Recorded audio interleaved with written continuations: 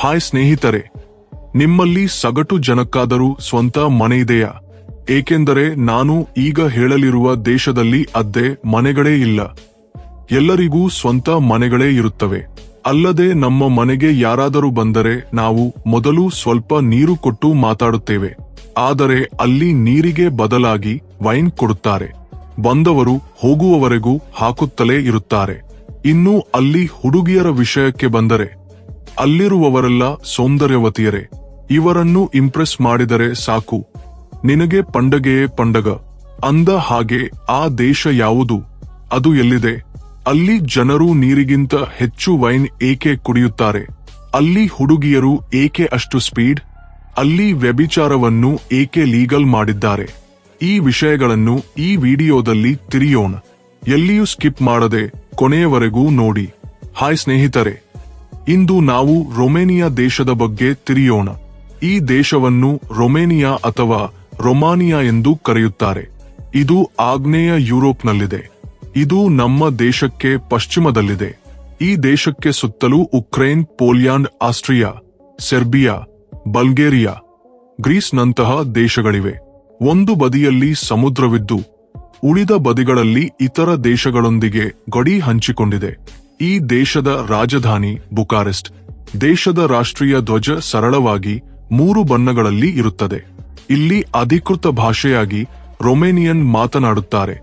ದೇಶದ ಒಟ್ಟು ಜನಸಂಖ್ಯೆಯಲ್ಲಿ 90% ರೊಮೇನಿಯನ್ನರು, ಉಳಿದ 6.6% ಹಂಗೇರಿಯನ್ನರು, ಇನ್ನು ಸ್ವಲ್ಪ ಕಡಿಮೆಯಾಗಿ 2.5% ರೋಮಾ ತೆಗೆಗೆ ಸೇರಿದ ಜನರು ವಾಸಿಸುತ್ತಾರೆ.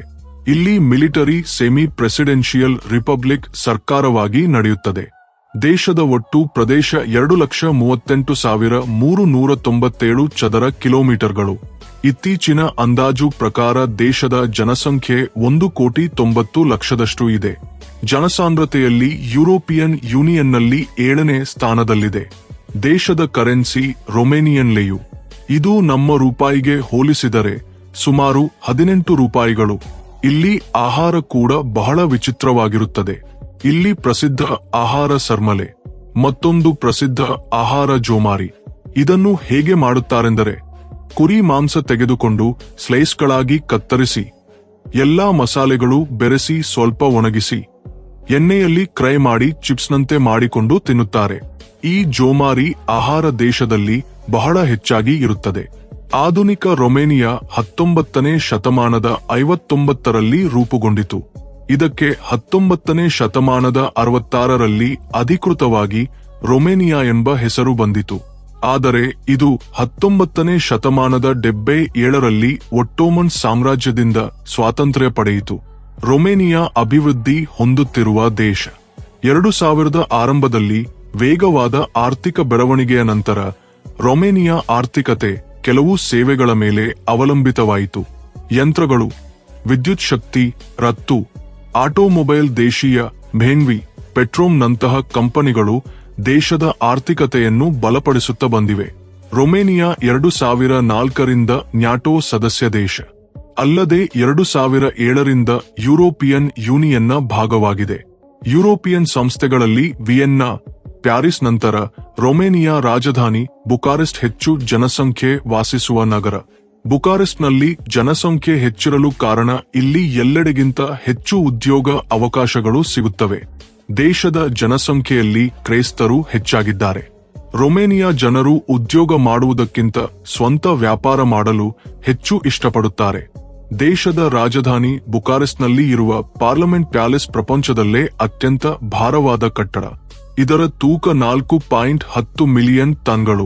ಪೆಂಟಗನ್ ನಂತರ 2ನೇ ಅತಿ ದೊಡ್ಡ ಆಡಳಿತ ಕಟ್ಟಡ ಕೂಡ ಇದೆ. ಆದ್ದರಿಂದ ಇದು ಪ್ರಪಂಚದಲ್ಲೇ 2ನೇ ದೊಡ್ಡ ಆಡಳಿತ ಕಟ್ಟಡವಾಗಿದೆ. ಈ ರೊಮೇನಿಯಾ ದೇಶ ನಮ್ಮ ದೇಶದ ಉತ್ತರ ಪ್ರದೇಶಕ್ಕಿಂತ ಚಿಕ್ಕದು. ಆದರೆ ಯುರೋಪ್ನಲ್ಲೇ ಅತ್ಯಂತ ಶಕ್ತಿಶಾಲಿ ದೇಶಗಳಲ್ಲಿ ಒಂದು. ದೇಶದ ರಾಜಧಾನಿ ಬುಕಾರೆಸ್ಟ್ ಅನ್ನು ಲಿಟಲ್ ಪ್ಯಾರಿಸ್ ಎಂದು ಕರೆಯುತ್ತಾರೆ. ಈ ನಗರವನ್ನು 19ನೇ ಶತಮಾನದ 35ರಲ್ಲಿ ಪ್ಯಾರಿಸ್ ಮಾದರಿಯಲ್ಲಿ ನಿರ್ಮಿಸಲಾಯಿತು. ರೊಮೇನಿಯಾ ಬಹಳ ಸುಂದರ ದೇಶ. ಇಲ್ಲಿನ ಜನರು ತುಂಬಾ ಸ್ನೇಹಪರರು ಎಂದೇ ಹೇಳಬೇಕು. ಜನಸಂಖ್ಯೆ ಕಡಿಮೆ ಇರುವ ಪ್ರತಿ ದೇಶವು ತುಂಬಾ ಸಂತೋಷದಿಂದ ಇರುತ್ತದೆ. ಅದಕ್ಕೆ ರೊಮೇನಿಯಾ ಒಂದು ಉದಾಹರಣೆ. ಈ ದೇಶದಲ್ಲಿ ಭೂತಗಳಿವೆ ಎಂದು ಇಲ್ಲಿನ ಜನರು ಬಹಳ ನಂಬುತ್ತಾರೆ. ಆದ್ದರಿಂದ ದೆವ್ವದ ಕತೆಗಳು ಹೇಳಿ ಹೆದರಿಸುವವರು ದೇಶದಲ್ಲಿ ಬಹಳ ಮಂದಿ ಇದ್ದಾರೆ. ಇವರು ಬ್ಲ್ಯಾಕ್ ಮ್ಯಾಜಿಕ್ ಮಾಡುವವರು ಕೂಡ ಬಹಳ ಮಂದಿ. ದೇಶದ ರಾಜಧಾನಿ ಬುಕಾರೆಸ್ಟ್ನಲ್ಲಿ ಸುಂದರ ಲೈಬ್ರರಿ ಇದೆ. ಇದನ್ನು 2015ರಲ್ಲಿ ತೆರೆಯಲಾಯಿತು. ಇಲ್ಲಿಗೆ ಬಂದವರು ಯಾರೇ ಆಗಲಿ ಒಂದು ಪುಸ್ತಕವಾದರೂ ಖರೀದಿಸದೆ ಹಿಂತಿರುಗುವುದಿಲ್ಲ. ದೇಶದ ಅಧಿಕೃತ ಭಾಷೆ ರೊಮೇನಿಯನ್. ಈ ಭಾಷೆಯನ್ನು ರೊಮೇನಿಯಾದೊಂದಿಗೆ ಮಾಲ್ಡೋವಾ ದೇಶದಲ್ಲೂ ಮಾತನಾಡುತ್ತಾರೆ. ರೊಮೇನಿಯಾದಲ್ಲಿ ಅದ್ದೆ ಮನೆಯಲ್ಲಿ ವಾಸಿಸುವ ಅಭ್ಯಾಸ ಯಾರಿಗೂ ಇಲ್ಲ. ಹೌದು, ಇಲ್ಲಿ 97% ಜನರಿಗೆ ಸ್ವಂತ ಮನೆಯಿದೆ. ಯಾರೂ ಅದ್ದೆಗೆ ವಾಸಿಸುವ ಅಗತ್ಯವಿಲ್ಲ. ಕೇವಲ 3% ಮಂದಿ ಮಾತ್ರ ಅದ್ದೆ ಮನೆಗಳಲ್ಲಿ ವಾಸಿಸುತ್ತಾರೆ. ಅದೂ ಕೂಡ ಇತರ ದೇಶಗಳಿಂದ ಬಂದವರು ಮಾತ್ರ. ಒಂದು ವೇಳೆ ಕಚೇರಿ ಕೆಲಸಕ್ಕೆ ಹೊರಗೆ ಹೋದರೆ ಕಂಪನಿ ವಸತಿ ಕಲ್ಪಿಸುತ್ತದೆ ಅಷ್ಟೇ. ದೇಶದಲ್ಲಿ ಅದ್ದೆ ಕಾನ್ಸೆಪ್ಟ್ ಎಂಬುದೇ ಇಲ್ಲ. ಈ ದೇಶದಲ್ಲಿ ಮಹಿಳೆಯರ ಉತ್ಸವ, ಫ್ಲವರ್ ಫೆಸ್ಟಿವಲ್ ನಂತಹ ಅನೇಕ ಹಬ್ಬಗಳು ಮಹಿಳೆಯರ ಗೌರವಾರ್ಥವಾಗಿ ನಡೆಯುತ್ತವೆ. ಅಲ್ಲದೆ ಅನೇಕ ಹಬ್ಬಗಳನ್ನು ಇಲ್ಲಿ ಉಲ್ಲಾಸದಿಂದ ಆಚರಿಸುತ್ತಾರೆ. ಇನ್ನು ರೊಮೇನಿಯನ್ನರು ಉತ್ತಮ ಸಂಗೀತ ಪ್ರಿಯರು ಎಂದೇ ಹೇಳಬೇಕು. ಆದ್ದರಿಂದ ದೇಶದ ಗ್ರಾಮಗಳಲ್ಲಿ ಯಾವಾಗಲೂ ಸಂಗೀತ ಕೇಳಿಬರುತ್ತದೆ.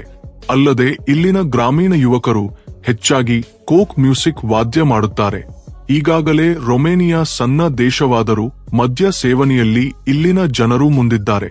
ಇಲ್ಲಿ ಜನರು ತಮ್ಮ ಅತಿಥಿಗಳಿಗೂ ವೈನ್ನೊಂದಿಗೆ ಸ್ವಾಗತ ಕೋರುತ್ತಾರೆ. ನಮ್ಮ ದೇಶದಲ್ಲಿ ಮನೆಗೆ ಯಾರಾದರೂ ಬಂದರೆ ನೀರು ಕೊಡುತ್ತೇವೆ, ಇವರು ವೈನ್ ಕೊಡುತ್ತಾರೆ. ಆದ್ದರಿಂದ ಯುರೋಪಿಯನ್ನರಲ್ಲಿ ಹೆಚ್ಚು ಆಲ್ಕಹಾಲ್ ಸೇವಿಸುವ ದೇಶಗಳಲ್ಲಿ ಇದು 5ನೇ ಸ್ಥಾನದಲ್ಲಿದೆ. ರೊಮೇನಿಯಾದ ಹುಡುಗಿಯರು ಪೂರ್ವ ಯುರೋಪಿಯನ್ ಸೌಂದರ್ಯಕ್ಕೆ ಉತ್ತಮ ಉದಾಹರಣೆ. ಬಹಳ ಮಂದಿ ರೊಮೇನಿಯನ್ನರ ಕೂದಲು ವಿವಿಧ ಬಣ್ಣಗಳಲ್ಲಿ ಇರುತ್ತದೆ. ದೇಶದ ಬಿಸಿಲು ಹವಾಮಾನದ ಕಾರಣ ಇವರ ಚರ್ಮ ಬಂಗಾರದ ಬಣ್ಣ ಹೊಂದಿರುತ್ತದೆ. ರೊಮೇನಿಯನ್ ಹುಡುಗಿಯರೊಂದಿಗೆ ಸಂಬಂಧ ಕಲ್ಪಿಸಿಕೊಂಡರೆ ಊಹಿಸಿದ್ದಕ್ಕಿಂತ ಸಾಂಪ್ರದಾಯಿಕವಾಗಿರುತ್ತದೆ. ಆರಂಭದ ಹಂತದಲ್ಲಿ ಸಂಬಂಧ ತುಂಬಾ ಸಂತೋಷದಿಂದ ಇರುತ್ತದೆ. ಆದರೆ ಈ ದೇಶದ ಹುಡುಗಿಯರ ಮೆಚ್ಚುಗೆ ಗಳಿಸಲು ಬಹಳ ಶ್ರಮಪಡಬೇಕು. ಇಲ್ಲಿ ಹುಡುಗಿಯರೊಂದಿಗೆ ಪರಿಚಯ ಎಷ್ಟು ತಡವಾದರೂ ಸೆಕ್ಸ್ ಜೀವನಕ್ಕೆ ಯಾವುದೇ ತೊಂದರೆ ಇರುವುದಿಲ್ಲ. ಆದರೆ ಈ ದೇಶದಲ್ಲಿ ವ್ಯಭಿಚಾರ ಕೂಡ ಅಪರಾಧವಲ್ಲ. ಆದರೆ ಎಲ್ಲಿ ಬೇಕಾದರೂ ಮಾಡಿದರೆ ಕಠಿಣ ಕ್ರಮ ತಪ್ಪದು. ಇಲ್ಲಿ ಸುಮಾರು 257 ಅಡಿ ಉದ್ದವಿರುವ ಪ್ರಪಂಚದಲ್ಲೇ ಅತ್ಯಂತ ಎತ್ತರದ ಮರದ ಚರ್ಚ್ ನೋಡಬಹುದು. ಪ್ರಪಂಚದ ಎಲ್ಲಿಯೂ ಇಲ್ಲದಂತೆ ಇಲ್ಲಿ ಸ್ಮಶಾನಗಳು ಕೂಡ ಬಣ್ಣ ಬಣ್ಣದ್ದಾಗಿರುತ್ತವೆ. ಇಲ್ಲಿ ಸಮಾಧಿಗಳನ್ನು ತುಂಬಾ ಸುಂದರವಾಗಿ ನಿರ್ಮಿಸುತ್ತಾರೆ. ಹೊಸಬರು ಯಾರಾದರೂ ನೋಡಿದರೆ ಇದು ಸ್ಮಶಾನವೇ ಅಥವಾ ಇನ್ನಾವುದೋ ಪಾರ್ಕ್ ಎನಿಸುತ್ತದೆ. ರೊಮೇನಿಯನ್ ಗ್ರಾಮವಾದ ಕ್ಲಿನ್ಸೆನಿ ನೆವ್ಯಾಲೋದಲ್ಲಿ ಸುಮಾರು 200 ಮಂದಿ ತಮ್ಮ ದೇಶದ ಧ್ವಜದೊಂದಿಗೆ ಗಿನ್ನೆಸ್ ವರ್ಲ್ಡ್ ರೆಕಾರ್ಡ್ ಸೃಷ್ಟಿಸಿದ್ದಾರೆ. ಇದುವರೆಗೆ ಮಾಡಿದ ಅತಿ ದೊಡ್ಡ ಧ್ವಜವಾಗಿ ಇದನ್ನು ತಯಾರಿಸಿದ್ದಾರೆ. ಈ ಧ್ವಜ 340 ಮೀಟರ್ ಉದ್ದವಿದೆ. ಇದನ್ನು ದೇಶದ ರಾಜಧಾನಿ ಬುಕಾರೆಸ್ಟ್ಗೆ ದಕ್ಷಿಣದಲ್ಲಿರುವ ಏರ್ಟ್ ಹಿಲ್ನಲ್ಲಿ 7 ಎಕರೆಗಳಲ್ಲಿ ಮಾಡಿದ್ದಾರೆ. ಟ್ರಾನ್ಸ್ಜಾಗರೇಷನ್ ಪ್ರಪಂಚದಲ್ಲೇ ಉತ್ತಮ ರಸ್ತೆ ಎಂದು ಹೇಳುತ್ತಾರೆ. ಈ ರಸ್ತೆಯನ್ನು ಬಹಳ ಉನ್ನತ ಮಾನದಂಡಗಳೊಂದಿಗೆ ನಿರ್ಮಿಸಿದ್ದಾರೆ. ಆದ್ದರಿಂದ ಈ ರಸ್ತೆ ತುಂಬಾ ಚೆನ್ನಾಗಿರುತ್ತದೆ. ಪರ್ವತಗಳ ಮಧ್ಯೆ ಇಷ್ಟು ಉತ್ತಮ ರಸ್ತೆ, ಅದರಲ್ಲೂ ಪ್ರಯಾಣಕ್ಕೆ ಯಾವುದೇ ತೊಂದರೆಯಾಗದಂತೆ ನಿರ್ಮಿಸಿದ್ದಾರೆ. ಈ ದೇಶದಲ್ಲಿರುವ ಆಸ್ಟ್ರಾ ಮ್ಯೂಸಿಯಂ ಆಸ್ ಟ್ರೆಡಿಷನಲ್ ಕೋಕ್ ಸಿವಿಲೈಸೇಷನ್ ರೊಮೇನಿಯಾದಲ್ಲಿ ಅತ್ಯಂತ ಮುಖ್ಯ ಎಥ್ನೋಗ್ರಾಫಿಕ್ ಸಂಸ್ಥೆ. ಸಾಂಪ್ರದಾಯಿಕ ಜಾನಪದ ನಾಗರಿಕತೆಯ ಆಸ್ಟ್ರಾ ಮ್ಯೂಸಿಯಂ 96 ಹೆಕ್ಟೇರ್ಗಳಲ್ಲಿ ಹರಡಿಕೊಂಡಿದೆ. ಇಲ್ಲಿಗೆ ಬಹಳ ಮಂದಿ ಪ್ರವಾಸಿಗರು ಬರುತ್ತಾರೆ. ಇಲ್ಲಿ 300 ಪುರಾತನ ಮನೆಗಳಿವೆ. ಹಳೆಯ ಕಾಲದಲ್ಲಿ ರೊಮೇನಿಯಾ ಜನರು ಹೇಗೆ ಬದುಕಿದ್ದರೋ ಅದನ್ನು ಇಲ್ಲಿ ತಿಳಿಯಬಹುದು. ರೊಮೇನಿಯಾ ರೈಲ್ವೆ ನೆಟ್ವರ್ಕ್ಗಳು ಗಣನೀಯವಾಗಿ ವಿಸ್ತರಿಸಲ್ಪಟ್ಟಿವೆ. ಇಲ್ಲಿ ಒಟ್ಟು ರೈಲು ಟ್ರ್ಯಾಕ್ ಉದ್ದ 2299 ಕಿಲೋಮೀಟರ್ಗಳು. ಇದು ಯುರೋಪ್ನಲ್ಲಿ 4ನೇ ಅತಿ ದೊಡ್ಡ ರೈಲ್ವೆ ನೆಟ್ವರ್ಕ್. 19ನೇ ಶತಮಾನದ 76ರಲ್ಲಿ ಕೆನಡಾದ ಮಾಂಟ್ರಿಯಲ್ ಒಲಿಂಪಿಕ್ ಕ್ರೀಡೆಗಳಲ್ಲಿ ತನ್ನ ಪ್ರದರ್ಶನಕ್ಕಾಗಿ ಮೊದಲ 10 ಪದಕಗಳು ರೊಮೇನಿಯನ್ ಜಿಮ್ನಾಸ್ಟ್ ನಾಡಿಯಾಗೆ ದಕ್ಕಿದವು. ಅಲ್ಲದೆ ಪ್ರಪಂಚದಲ್ಲಿ ಹೆಚ್ಚು ಬ್ರೌನ್ ಬೇರ್ಗಳು ಕೂಡ ಈ ದೇಶದಲ್ಲಿವೆ. ಇಲ್ಲಿ ಸುಮಾರು 6000 ಬ್ರೌನ್ ಬೇರ್ಗಳಿವೆ. ಹೀಗಿದೆ ಸ್ನೇಹಿತರೆ, ರೊಮೇನಿಯಾ ದೇಶದ ಬಗ್ಗೆ ಕೆಲವು ಆಸಕ್ತಿದಾಯಕ ವಿಷಯಗಳು. ಈ ವಿಡಿಯೋ ನೋಡಿದ ನಂತರ ನಿಮ್ಮಲ್ಲಿ ಎಷ್ಟು ಮಂದಿ ರೊಮೇನಿಯಾಗೆ ಹೋಗಬೇಕು ಎನ್ನುತ್ತೀರೋ ಕಾಮೆಂಟ್ ಮಾಡಿ. ಅಲ್ಲದೆ ಈ ವಿಡಿಯೋ ಇಷ್ಟವಾದರೆ ಒಂದು ಲೈಕ್ ಮಾಡಿ. ಇಂತಹ ಮತ್ತಷ್ಟು ಆಸಕ್ತಿದಾಯಕ ವಿಡಿಯೋಗಳಿಗಾಗಿ ನಮ್ಮ ಚಾನೆಲ್ ಸಬ್ಸ್ಕ್ರೈಬ್ ಮಾಡಿಕೊಳ್ಳಿ.